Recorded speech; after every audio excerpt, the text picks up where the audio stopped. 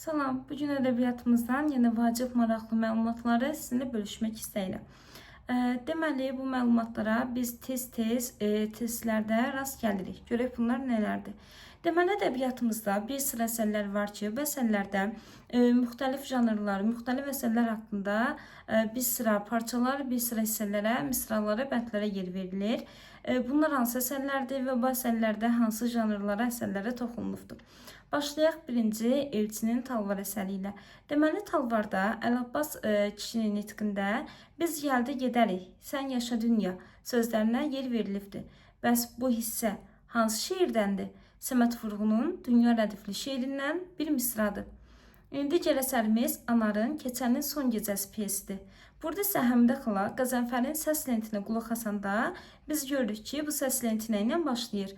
Bülbülün sənsiz mahnısı ilə.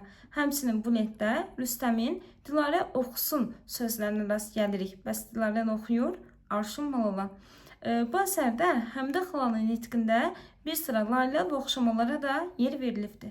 Məhəmməd Hüseyn Şəhriyarın Heydər Babaya Salam poemasında Azərbaycan xalq mahnısı olan Sarı Gəlin mahnısına toxunulubdur. Hansı misra ilə?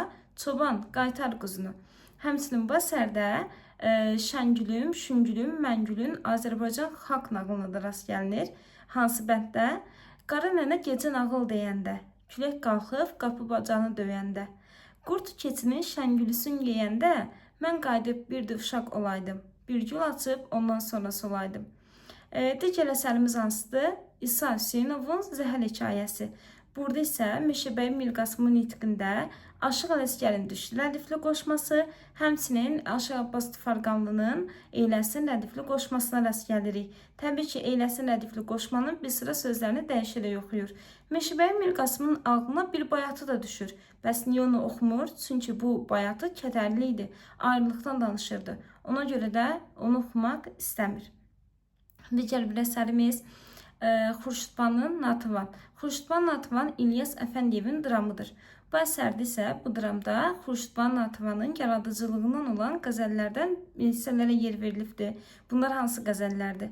Birinci başlayırıq Qərənfil qəzəli ilə. Qərənfil rədifli qəzəli kimin dilindən səsləndirilir? Bəyimin. Gülün rədifli qəzəli kimin dilindən səsləndirilir? Xurşudban Natıvanın özünün dili ilə səsləndirilir. Digər qəzəli Məni rədifli qəzəli xanəndənin ifasında tarım müşayiəti ilə səsləndirilir. Digər qəzəl də Olaydı rədifli qəzəli, həmçinin bu qəzəl də xanəndənin ifasında verilir, tarım müşayiəti ilə oxunur. Bugünkü videomuzda məlumatlar bu qədər. Digər videolarda da maraqlı, vacib məlumatları sizinlə bölüşməyə çalışacağım.